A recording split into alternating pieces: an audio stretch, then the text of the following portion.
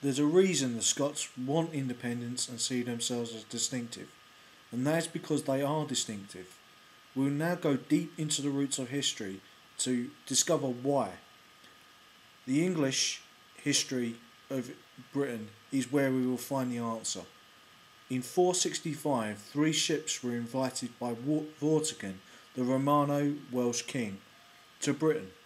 On these three ships, in the poetic phrase of the Anglo-Saxon Chronicle, were two brothers, Hengist and Horsa, the creators of England, because before then it had been part of the Roman Empire.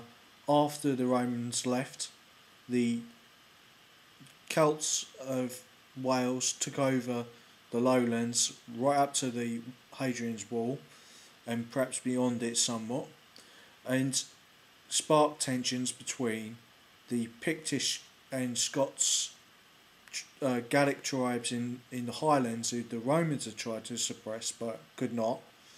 And the reason the English on the three ships were invited was to harry the Scots and Picts, to destroy their shipping trade, destroy their ships, take over the islands and highlands in which they lived, and Vortigern, for his part, for the Welsh, Romano-Welsh's part, would give them lands in Kent and other places in Britain. But it didn't turn out this way. Hengist and Horsa, as the legend goes, fulfilled their role and went on to conquer much of Scotland and the Pictish lands. The English drove the Picts and Scots, as the Anglo-Saxon Chronicle says, like wolves, and the Britons ran from them as low from fire into the sea and back to the barbarians again. That was Gildas who said that. But what does this have to do with Scottish independence? Well, as Norman Davis said, Hengist and Horsa's influence on British history was profound. They changed what was a Romano-Celtic land into an Englished Isles. Now, what were the English? The English had already established, in terms of Anglen, at the neck of Denmark, a kingdom that had been around for nearly 1,000 years before Hengist and Horsa moved to Britain to create the new England. And successor populations of English people would make a third England in the United States in the 1700s and 1600s under Locke's Charter. But the real reason why I'm concentrating on English history is because the Scots were quite passive for much of English history. Although Bannockburn and Culloden were times when the Scots did resist, Edward Longshanks could quite clearly, even though he was an Anglo-Norman, could quite simply say, how can we control our island? And this was because the English had anglicised the whole of Britain. Why was this? And why is there tensions between England and within Scotland itself?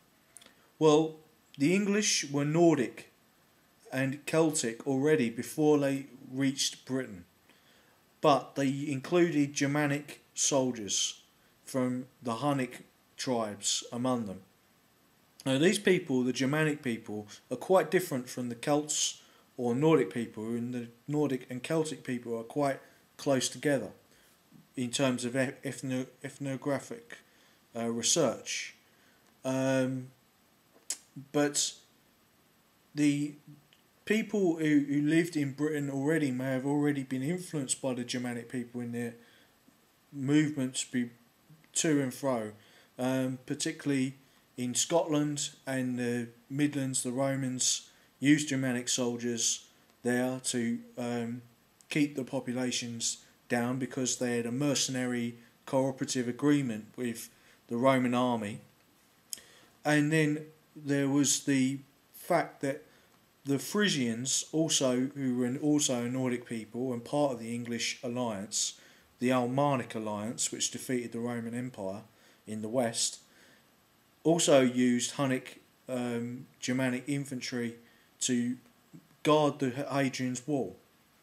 Now, as these people settled in Britain, the Nordic and Celtic population being at war with each other on the Welsh side and the English side, had to come to an agreement. And over time, the south and west became more and more mixed, while the east was taken over later by the Vikings and made a distinctive culture. Also, the Vikings took over the islands in the northern part of Scotland, making a distinctive culture, mixing with the Gaelic tribes there, Highland tribes there, and thus creating the layered system of feudalism and clan chiefs. This caused tensions within Scotland itself. Now, these tensions could well be said to have gone way back between the Celtic lowlanders and the Gaelic Highlanders before the Romans even came to Britain. But when the English came to Britain in the English conquest of Britain and anglicised the Isles, there was another component, a racial component. Now, the Gaelic and Celtic peoples weren't that different, but the Pictish peoples and the Germanic peoples were very different, and they settled in Scotland. You can see this rivalry even now in the fact that the people of who support Celtic are from Ireland and mostly Celtic, whereas the people who support Rangers are mostly Germanic. So although they might both hate the English because of the racial differences, and they may not be aware of Hengist and Horsa and the start of it, they're very aware of the fact that the Germanic peoples tended to be Protestant and the Celtic peoples tended to be Catholic. And there is that sectarian divide within Scotland still to this day that started from Union. From the point of Hengist and Horsa entering the scene in Britain as Nordic mercenaries, to the point of Union when the English had done many incursions into Scotland, right all over Scotland.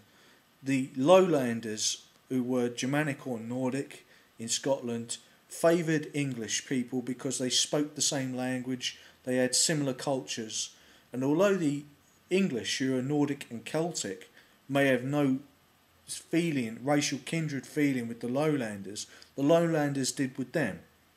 And it's clear that when Scotland was conquered under the Union, and it was conquered because it went bankrupt when it tried to make a wool-based economy in its colonies in Venezuela and Panama, which were complete failures because they didn't adapt to the terrain or the conditions there. Wool is not a good tropical source of clothing, you know. And the English bailed them out, and in return for that was Union. Now, the Scots want independence, but it's a poison chalice, in my view. Although I would support Scottish independence in theory, because I believe in liberty and equality and balance, and I don't want to be a hypocrite saying that I'm an English nationalist, but I want to keep Scotland down. Sorry, Minoon. Minoon was talking about the British dream, but that British dream was an illusion. The Victorians adopted all things Scottish. They didn't adopt the Scottish themselves, and that is a clarification on the point that I'm trying to make. Stay tuned for part 2. Thank you for listening.